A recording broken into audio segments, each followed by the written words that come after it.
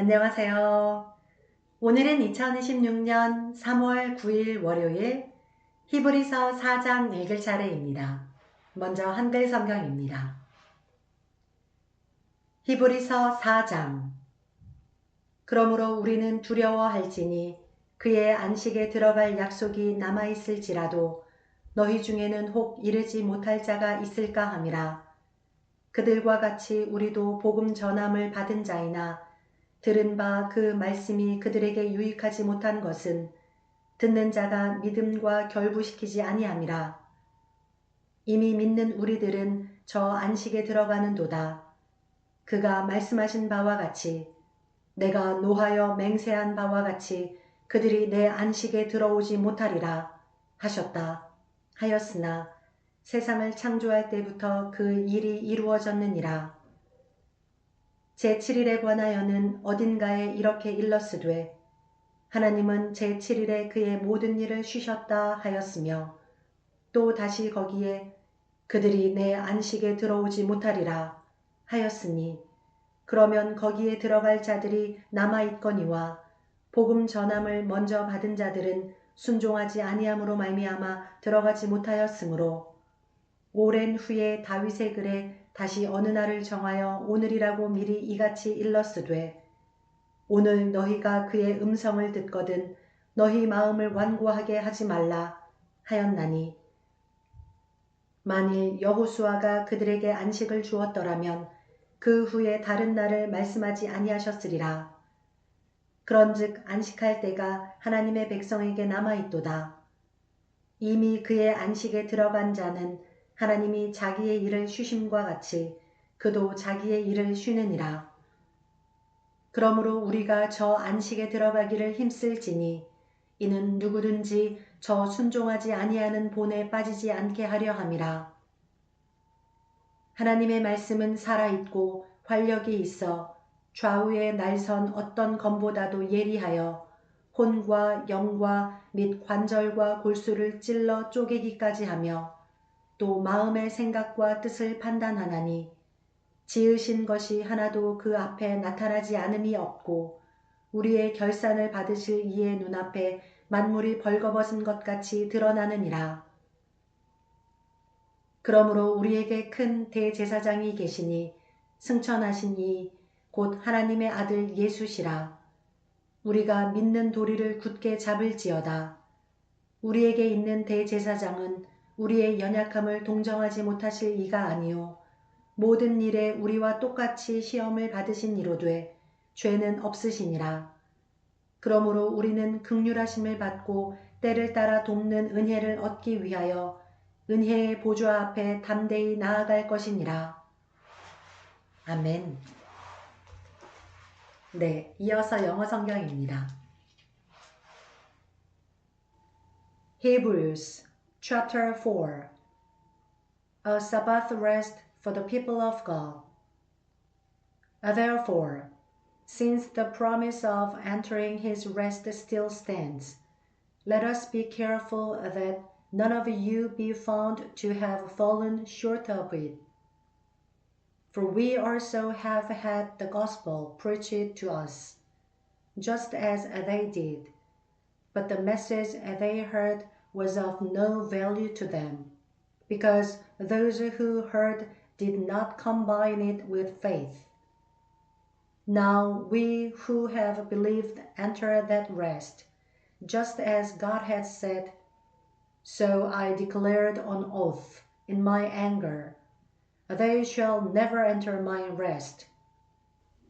And yet his work has been finished since the creation of the world. For somewhere he has spoken about the seventh day in these words, And on the seventh day God rested from all his work. And again in the passage above he says, They shall never enter my rest. It still remains that some will enter that rest, and those who formerly had the gospel preached to them did not go in, because of their disobedience. Therefore, God again set a certain day, calling it today, when a long time later he spoke through David, as was said before, "Today, if you hear his voice, do not harden your hearts." For if Joshua had given them rest, God would not have spoken later about another day. There remains then a Sabbath rest for the people of God. For anyone who enters God's rest also rests from his own work, just as God did from his. Let us, therefore, make every effort to enter that rest, so that no one will fall by following their example of disobedience. For the word of God is living and active, sharper than any double-edged sword. It penetrates even to dividing soul and spirit, joints and marrow. It judges the thoughts and attitudes of the heart. Nothing in all creation is hidden from God's sight. Everything is uncovered and laid bare before the eyes of Him to whom we must give account. Therefore, since we have a great high priest who has gone through the heavens, Jesus, the Son of God, let us hold firmly to the faith we profess. For we do not have a high priest who is unable to sympathize with our weaknesses, but we have one who has been tempted in every way, just as we are, yet was without sin.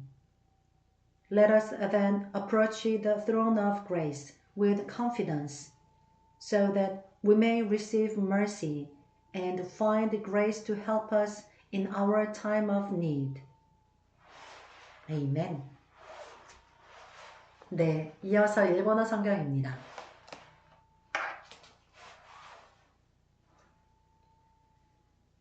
헤브르진への手紙第4章。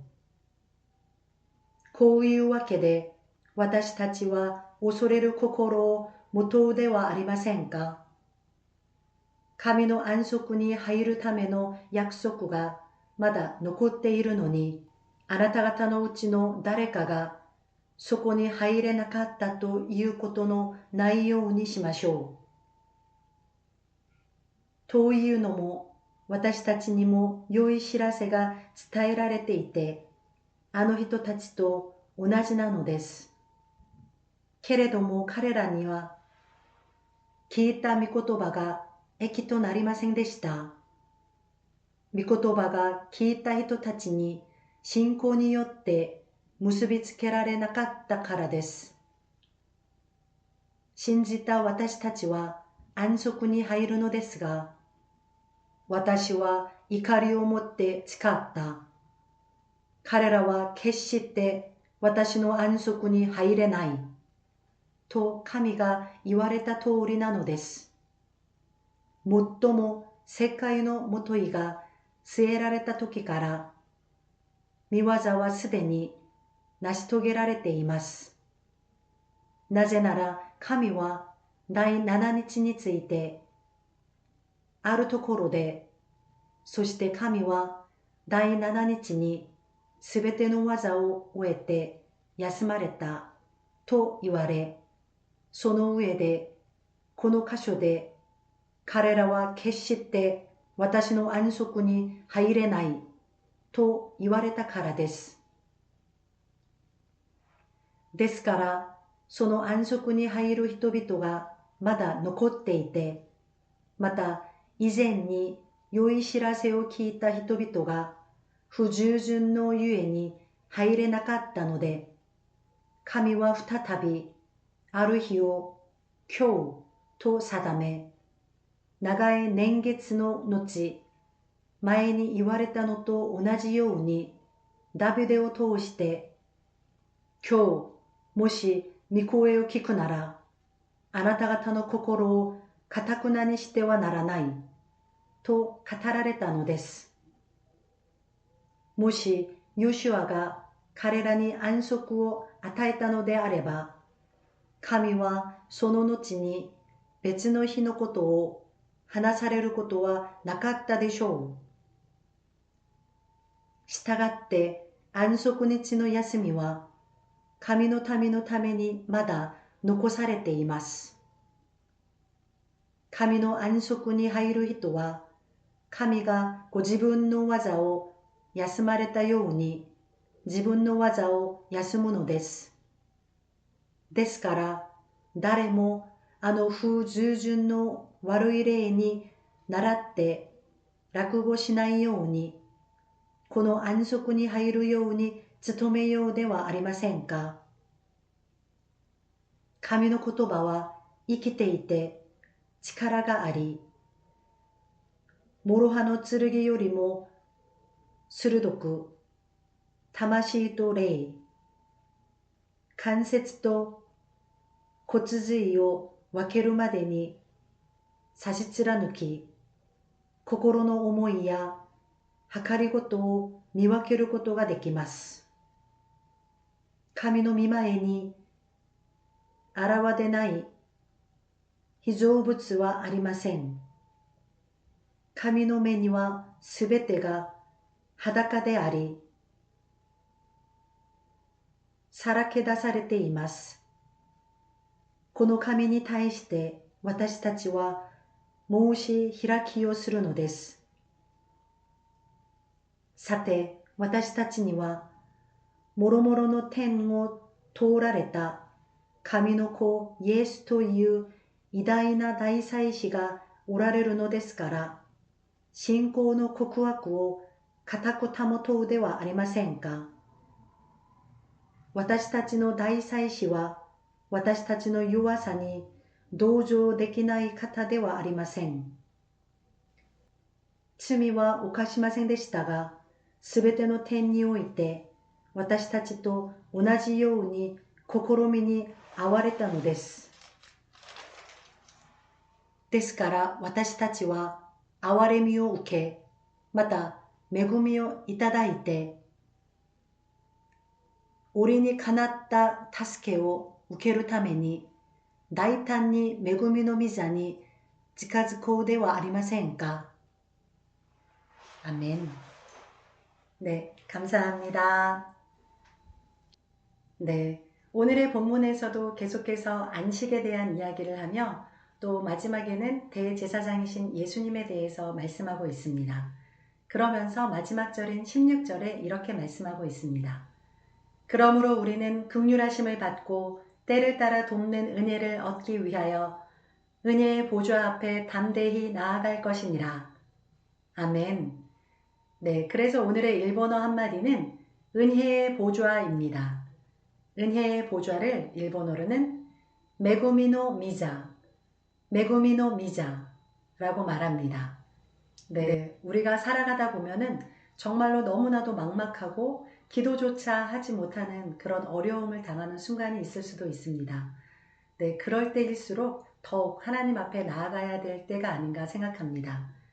그럴 때일수록 더욱 하나님의 긍휼하심을 받고 때를 따라 돕는 은혜를 얻기 위하여서라도 담대하게 주님 앞에 나아가셔서 해결받고 또 은혜와 하나님의 그 도우심을 받는 저와 여러분의 삶이 되기를 간절히 소망합니다. 네, 오늘도 함께 해주셔서 감사합니다. 오늘 하루도 주님의 은혜 안에서 평안한 하루로 보내시길 바랍니다. 감사합니다.